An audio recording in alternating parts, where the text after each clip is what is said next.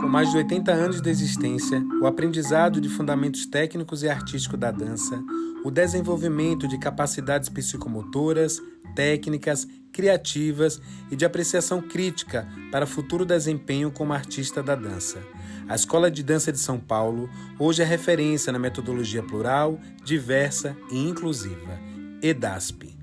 Olá, eu sou Léo Dias e esse é o Escutas e Partilhas, produzido pela Fundação Teatro Municipal de São Paulo, somando potências e difundindo conhecimentos. Axé.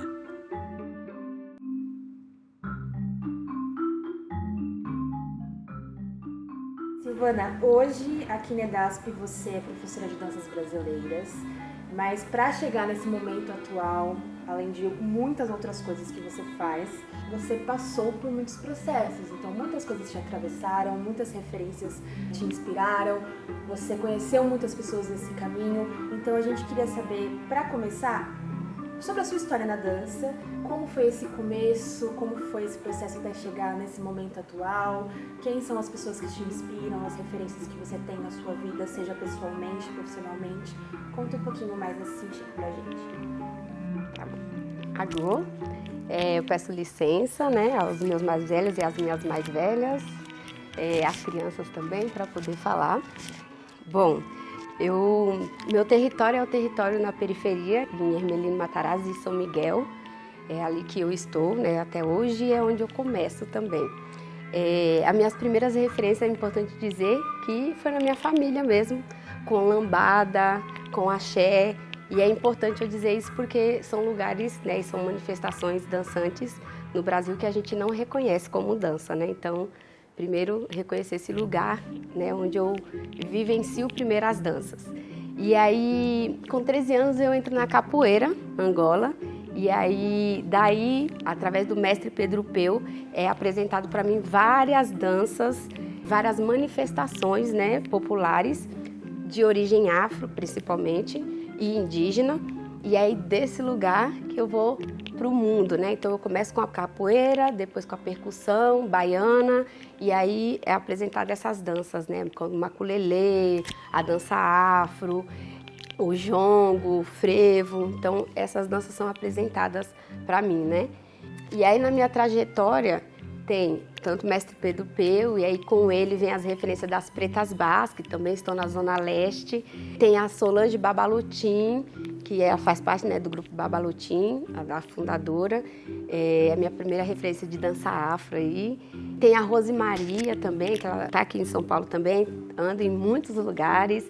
Tem a Vera Passos, que é da Bahia, que é uma grande mestra para mim também. Eu passo pela companhia, né, do Antônio Nóbrega, também com o Ivaldo Bertazzo, Fernando Lee, que são aí da dança contemporânea também, né? Então, Deca Madureira, aqui em São Paulo também é uma das minhas referências. E aí é dizer que o território periférico é um território fértil, né?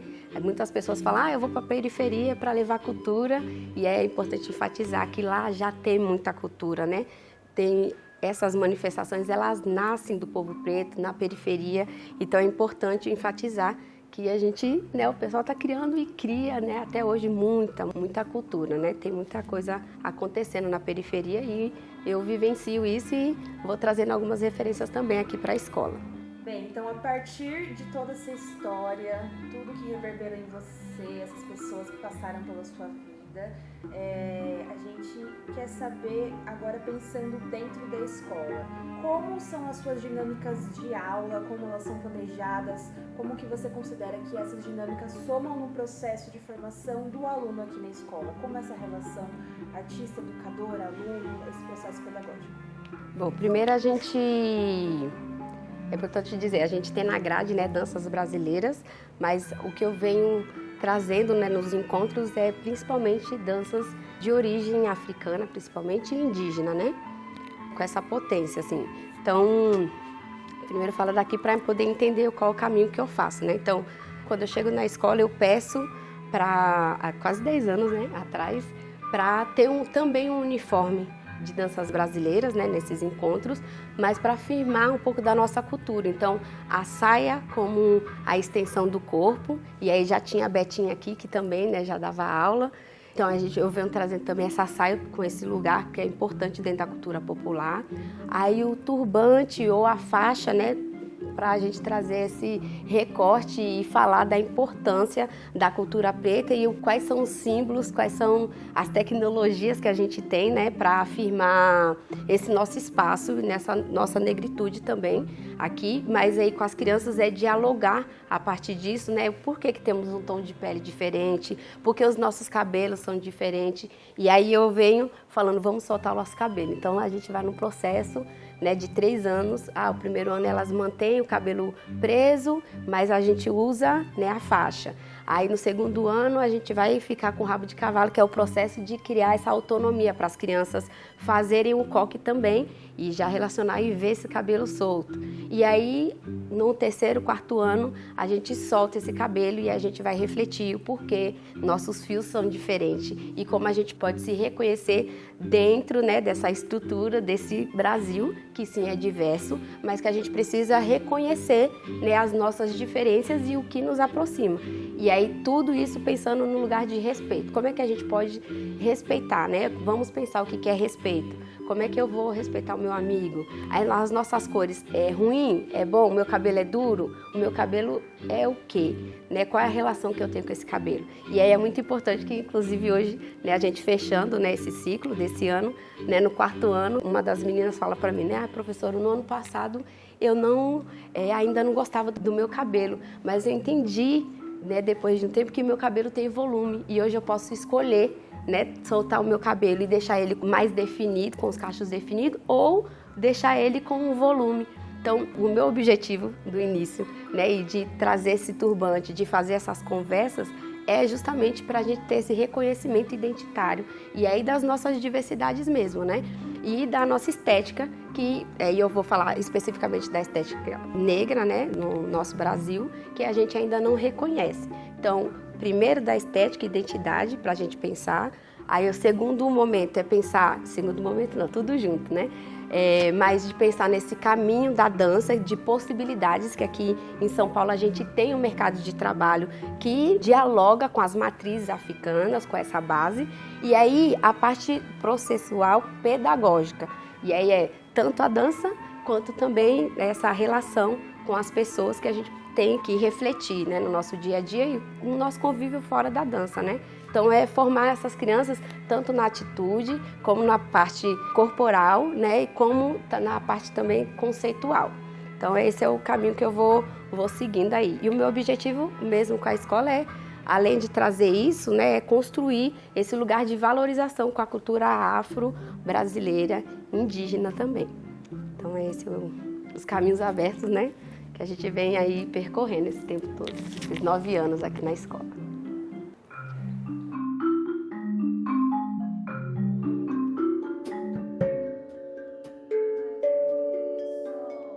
Bom, você já está aqui na escola há quanto tempo mesmo, mestre? Vai fazer 10 anos já. 10 anos. Eu estou aqui já vão fazer 6 anos.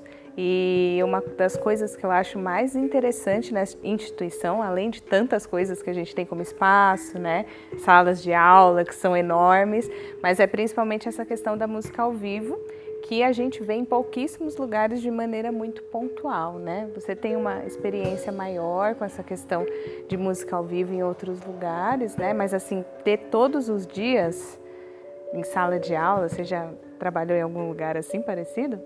Na verdade, sim, porque eu venho de Belo Horizonte e onde eu trabalhava, que é na Fundação Clóvis Salgado, onde tem o Palácio das Artes, lá funcionava assim também e aulas com música ao vivo, mas não com essa riqueza aqui da gente ter 6 pianistas, 3 percussionistas, isso igual você está falando, o dia inteiro, que seja ela o balé, que seja a dança contemporânea, a dança moderna, danças brasileiras, que é no nosso caso aqui da escola, você não vai ver isso aqui pelo país, é muito difícil. Então isso é um privilégio, tanto para a gente que é músico, e especialmente para os alunos que vêm tanto para curso livre e curso de formação. E trabalhar com música ao vivo, para a gente como músico, é algo brilhante, porque além de você estar tocando, no seu caso, que é só bem específico, mas isso não impede você também de colocar suas composições, igual para mim para os percussionistas a gente tem muita liberdade de acordo com o que está acontecendo na aula. Isso acaba que é muito livre, lógico que obedecendo o que a gente vai fazer. Mas é muito especial estar num local desse. Enquanto pianista, né, até por também ter essa vivência ali dentro do piano erudito, do piano clássico, dentro da dança é um espaço que eu consigo fazer exatamente isso, consigo colaborar. Então, eu consegui trazer muito das minhas composições ao piano, que era uma coisa que eu não tinha um lugar ali para experimentar, para propor. E aqui dentro é tudo muito bem-vindo, né? Para além disso, também tem a questão educacional, que a gente trabalha com esses alunos, às vezes eles são crianças ou adolescentes, mas a gente tem eles durante todo esse percurso, né, de muitos anos, a gente consegue acompanhar esse crescimento e a gente percebe como a contribuição que a gente tem ali em uma determinada série gera frutos ali numa série subsequente. Então é exatamente isso que você disse, mestre. Eu acho que ter todos os dias um profissional que vai estar ali cuidando de qual material musical que chega para você, tendo a música como um viés, para além de um acompanhamento, mas como um viés educacional mesmo, que vai contribuir com a questão artística desses jovens e como vai ser a construção desse corpo, eu acho que é algo muito precioso. A Escola de Dança de São Paulo, ela é com certeza uma joia dentro da cidade. É quase que um refúgio, né? Em meio a tanto caos que a gente já tem aqui no entorno, um lugar ali em que a gente consegue parar e se conectar com a gente mesmo. Para além de tudo isso, eu, enquanto bailarina, né, estudei todos esses anos e tive pouquíssimas interações com pianistas, só em momentos especiais, como avaliações ou então aulas abertas, né? E ter aqui não apenas pianistas, mas também percussionistas, ver essas pessoas colaborando, né? E ter essa gama de atividades como balé clássico, danças brasileiras, dança contemporânea, preparação corporal, aula de música, é uma coisa que eu nem imaginava que existia até eu entrar aqui. E acho que uma das coisas mais preciosas que eu tive aqui dentro é que eu sempre fui uma artista interdisciplinar. Então, eu sou bailarina, formada pela Escola Nacional de Cuba, eu sou pianista, formada pela Escola de Música de São Paulo e eu sou educadora musical também. E aqui foi o único lugar que eu encontrei onde eu consigo exercer essas três partes de mim sem precisar abdicar de nenhuma delas. Então, eu sou muito grata às escolas e à Escola de Dança de São Paulo por poder me permitir estar aqui por inteiro. Show de bola, é isso aí.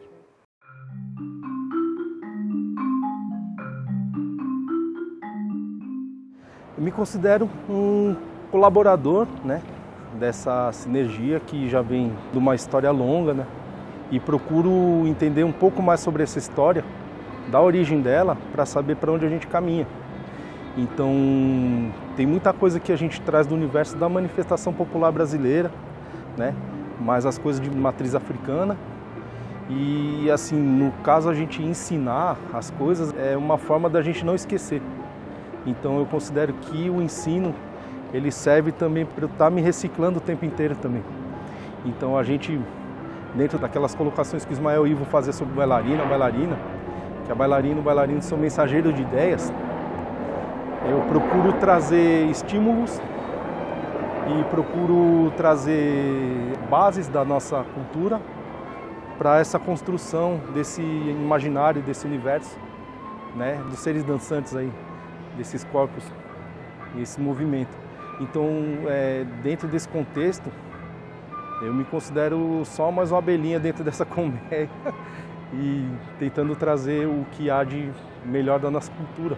A música dentro da sala de aula, primeiro que ela procura se adaptar aos movimentos que estão sendo estudados. Então, eu acho que a música ela vem no sentido assim, a gente toma o corpo como uma partitura a ser lida em primeira vista. Então a gente procura traduzir em música o que eles trazem de movimento, para que eles se sintam estimulados a se movimentar com uma qualidade melhor. Então eu creio que a música dentro da sala de aula, diferente de você pôr uma música do Spotify ou um CD ou o que quer que seja, essa questão de a gente poder trabalhar as velocidades de andamento. Então, uma criança no processo de aprendizagem, ela nunca vai já começar já na pauleira, rápido. Então a gente começa gradativamente, bem lento, procurando entender o que cada qualidade de dança vem trazer, para a gente adaptar claves, né, percussivamente, que é mais a área que eu atuo, né? Então, trazer essas claves, ajudar a acentuar onde são os passos, onde estão rolando os apoios, né, de pé. Por exemplo, se a gente pensar no cavalo marinho ou no coco, ou mesmo dança contemporânea, porque tudo vai ter acento, né, pausa e movimento, né? Vai ter sempre essa questão de contração e expansão. Então a gente procura a música dentro da sala de aula, ela vem no sentido de trazer estímulos e ela se adapta com mais facilidade pelo fato de ser tocada, que a gente pode acelerar ou desacelerar os andamentos. E isso faz toda a diferença.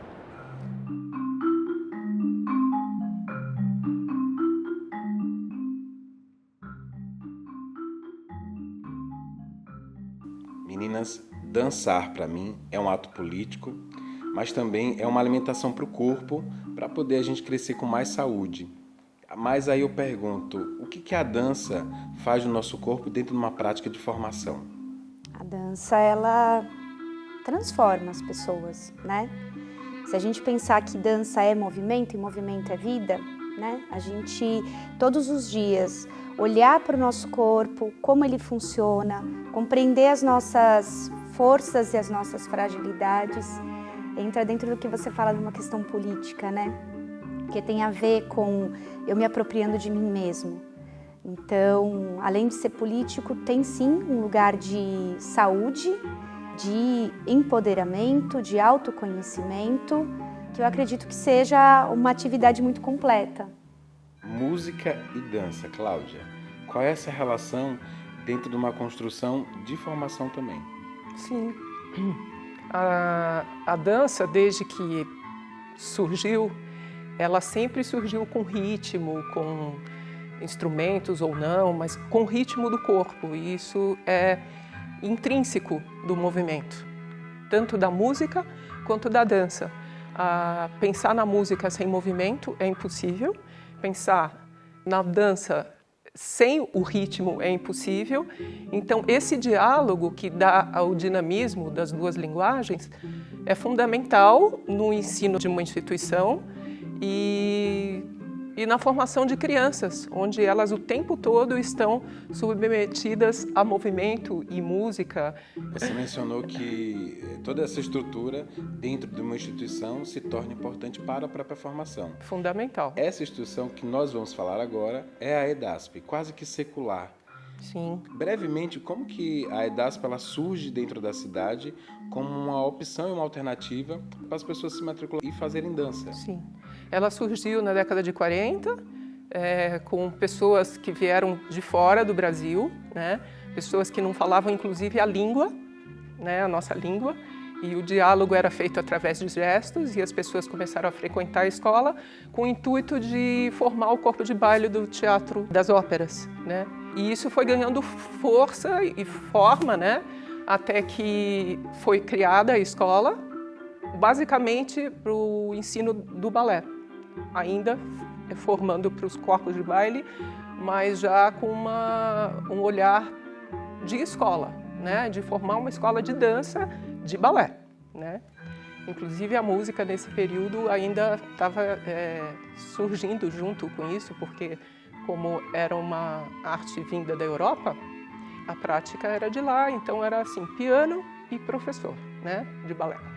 E aí isso foi se desenvolvendo, sempre com diretores com potencial de balé, de formação. Depois a escola teve a denominação de Escola Municipal de Bailado, isso durante a década de 70, 80, que é exatamente quando eu entrei aqui, e aí em 2011 ela se torna a EDASP. A escola realmente teve um período de modificação anterior, né, que foi o período onde absorveu a improvisação, nas técnicas, criatividade. As aulas de música tinham o seu lugar, mas ainda não eram intensas e voltadas exatamente para o ensino da dança, do movimento. nem música brasileira. A gente tinha algumas aulas de dança caráter, mas também era uma conotação de fora do universo europeu ainda. E aí, para formar essa grade que nós temos hoje, foi a partir realmente de 2011, onde a gente tem um leque de possibilidades para as crianças na formação, tanto do primeiro ciclo quanto do segundo. Lu, da década de 40 até 2011, o Brasil passou por uma transformação enorme e a gente está falando que tem ditadura aí no meio. E a resistência desse corpo criou um movimento maior para poder a gente chegar em 2011 numa diversidade de panorama curricular. Qual é esse panorama curricular que se arrasta até hoje? Então, hoje na escola, é muito interessante que as crianças, quando elas entram aqui na EDASP, primeiro ano, elas não têm a disciplina balé clássico e dança contemporânea. É iniciação. Então, a gente está falando de algo que não é já trazer um código específico, né? É acolher essa criança na EDASP e a gente introduzir como que a gente vai apresentar a dança para essa criança. O que é princípio, o que é importante que essa criança entenda de dança, que não tem a ver com o plié ou enrolamento de coluna, uma coisa mais técnica e específica, né? O que é princípio, o que é importante ela entender de dança. Então, eu acho que isso é um ganho, que tem a ver com isso. O que essa criança traz, da onde ela mora, da família dela. Tudo isso é validado e absorvido no primeiro ano. E aí, a partir do segundo ano, a gente tem dança contemporânea que está muito pareado, sim, se a gente pode dizer, com o balé clássico.